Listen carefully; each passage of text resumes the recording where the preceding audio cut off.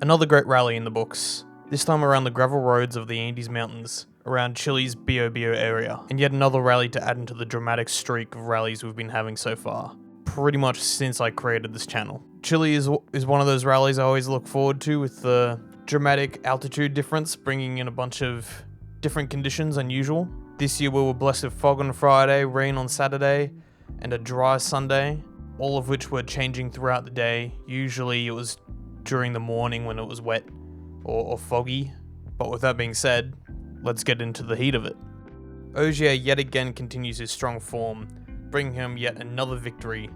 On top of all of his other victories this year, it's really hard to count him out in any situation. In Chile, he had not the best start, but once he woke up and once he got his rhythm, he was to the moon and practically unstoppable from then on. He was a bit too cautious on the rain on Saturday, forcing him to make up those positions, but in the end he did, and that's what really matters. And in doing so, he brought home the maximum amount of points throughout the rally and Super Sunday points, and stealing the championship lead from Elfyn Evans. You know, it's very hard to knock this guy when he's putting in such great performances week in and week out, and grabbing that rally opening position just in time for the last asphalt rally in the CER, and grabbing that rally opening position just in time for the last asphalt rally of the year in the Central European Rally is just sublime for his championship hopes. But with that being said, I personally think he wasn't the strongest driver in Chile. That title, for me, has to go to Ogier. I mean, Ogier was putting in a storming effort throughout the rally, was practically unstoppable, was putting in some heated times just for his engine to fail. It was really just a heart-wrenching sight, and nothing he could do to really stop it. I believe he said he only had like 100 or 200 meters after he noticed the issue had rose, before the whole engine cut out itself.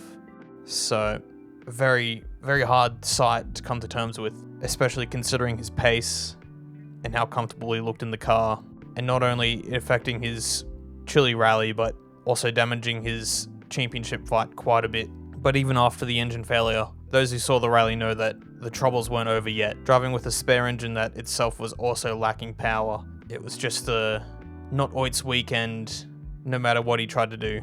And he continued to try, because despite all these troubles, he still put in the fight, was pushing as hard as possible, especially on the Sunday, to try and catch up those points and regain as much as possible, but it just wasn't to be.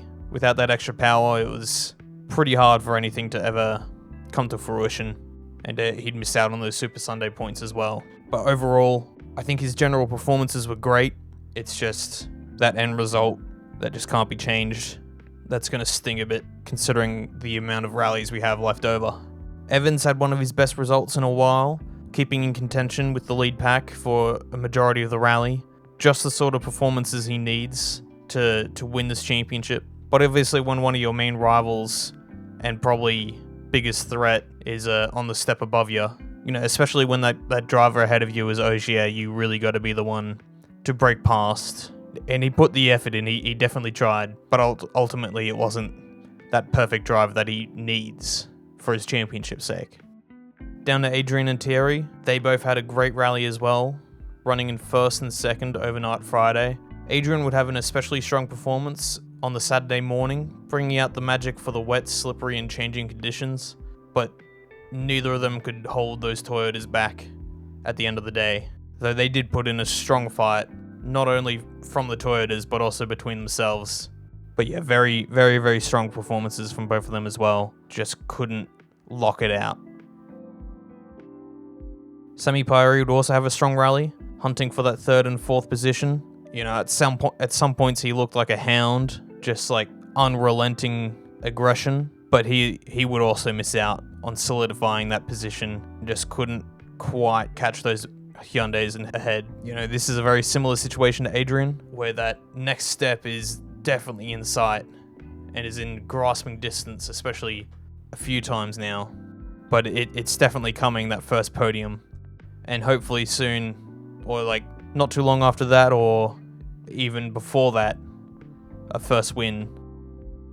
Now we go down to some of the drivers that had a bit more of a struggle throughout the weekend. Starting with Calais. Calais would start off on a good foot, getting into a good initial lead over the others who were struggling earlier on with their comfortability and setup choices. But once he got his puncture on the Friday and the other competitors were able to change their setups in the service park, it just seemed like that advantage wasn't there anymore, and he couldn't really make too many inroads into the drivers ahead. But that was also a tough sight to see, especially considering Calais' form recently. But he's still in the fight. He was still able to get some Super Sunday points. He's not too far off from the leading two in the championship. Again, more on that a little later. Taka would also have a tough time in Chile. It just seemed like he was kind of treading water, not really having the pace to push too much more than he already was. Obviously, he lacked the experience from last year after he sat that event out. There was a fair few stages that they said were new, or at least new to him. So it just kind of seemed like he lacked that extra bit of confidence to get ahead and start putting that foot down, which is a bit understandable, but obviously we want to see him being faster. So a pretty average weekend from him. M Sport this time around would actually have some pretty good performances that I quite like to see. This channel kind of seems like it's the M Sport hating channel, but this time around, especially with Munster, he put in some pretty good performances throughout and some pretty good stage positions as well. But with the mechanical problems from Munster and Alberto Heller and mistakes from Josh, you wouldn't really see it, and it was just that bit of a rough forward feeling, I guess. Because despite the good performances, it just wasn't shown in the stats after those problems they had. With Josh, it just didn't seem like his weekend at all, lacking that confidence to push really hard, especially after the incidents. So hopefully he got a chance to learn the stages, figure out what to do next time when he comes around, because this is also his first year in Rally 1. So hopefully he'll be able to take this experience and bring it back next year. And obviously Alberto was able to take some positives away despite the troubles. Competing in a Rally 1 car doesn't happen very often, and he put in some pretty good performances for someone who isn't really there too often, or much at all, really.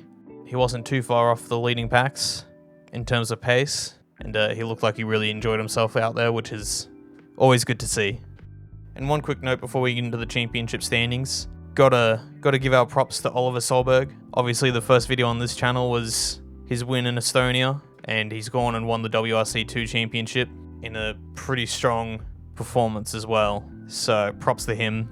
Amazing work, and hopefully we see him in the Rally 1 car, or whatever we're calling the WRC27 cars, very soon in the future, because he really deserves it. That's one more ticked off the list, and now we only have 3 more rallies to go. In Central Europe, Japan, and a debut event in Saudi Arabia, which will be very interesting, looking forward to. We still have a very tight championship, tightest championship since 2003 apparently, which is looked back on fondly by rally fans. We only have 2 points separating Evans and Ogier. Rovanpera, 20 points behind, is nothing amazing. He will need some pretty strong luck on his side and some pretty poor luck on the 2 ahead, but it's still entirely possible with 3 events going. With Oit and Neuville, apparently Neuville's still in mathematical contention, but that is a fingers crossed and hope for the best sort of situation for his championship. Tanak, less so, but obviously 40 points behind. It's still also going to be a struggle. Again, such a heart-wrenching situation for him in Chile, but hopefully that doesn't stop him putting in some great performances in the last 3 events. And obviously, as I mentioned before, we're heading into the Central European Rally, the last asphalt rally on the calendar, and our first asphalt rally in quite a long time. It's a massive gap between them, and this one's going to help the drivers opening the stages, obviously, before the asphalt gets too polluted. So Ogier has really put himself in a great position. Obviously, if the weather is a bit how you going, it's going to be a bit more difficult to see, but if it's a bit more straightforward, then Rally Chile really became a crucial rally in the setup for CER, and possibly for the last few rallies as well. But yeah, that's Rally Chile wrapped up, and obviously we still got a pretty tight fight, especially between the top 3, top 2 even more so, and a few more holding on for dear life. But I mean, it's always possible, and so hopefully we keep this streak of dramatic rallies going. But yeah, what did you think about Rally Chile?